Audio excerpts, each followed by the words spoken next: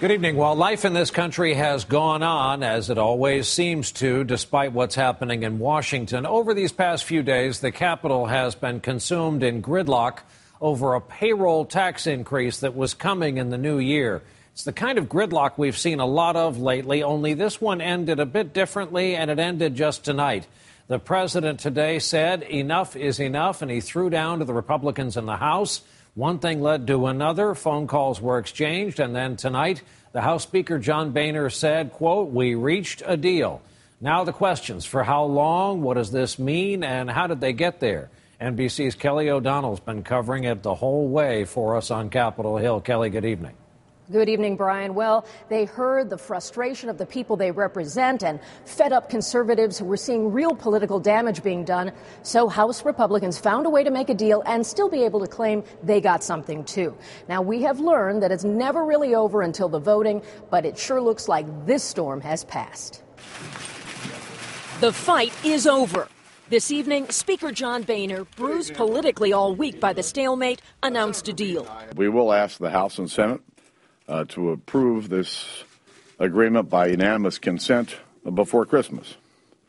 Middle-class families and small businesses are struggling, and they're making sacrifices, and I think this agreement will help our economy. This means 160 million American workers will keep the payroll tax break, and more than 2 million unemployed will get benefits for 2 additional months. We were here fighting for the right things.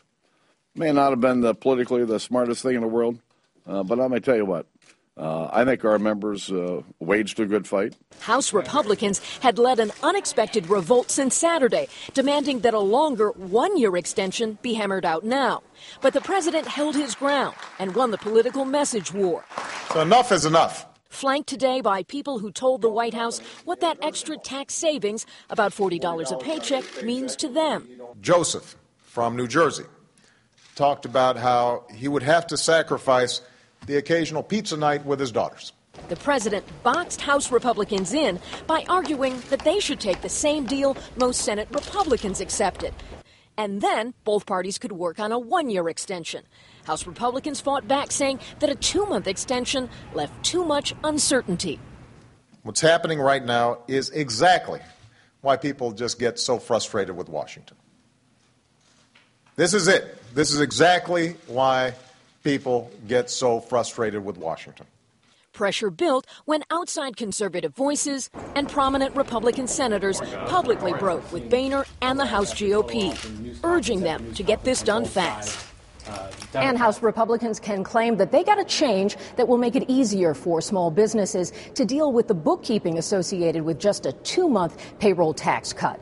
And they can also say, remember the Keystone Oil Pipeline project that was in this? Hasn't been talked about much lately. They think that's about jobs. But they caution it's just 2 months, so all of this we've been watching could happen again in February. Oh, Brian? We get to do this all over again. Kelly O'Donnell on Capitol Hill tonight starting us off. Kelly, thanks.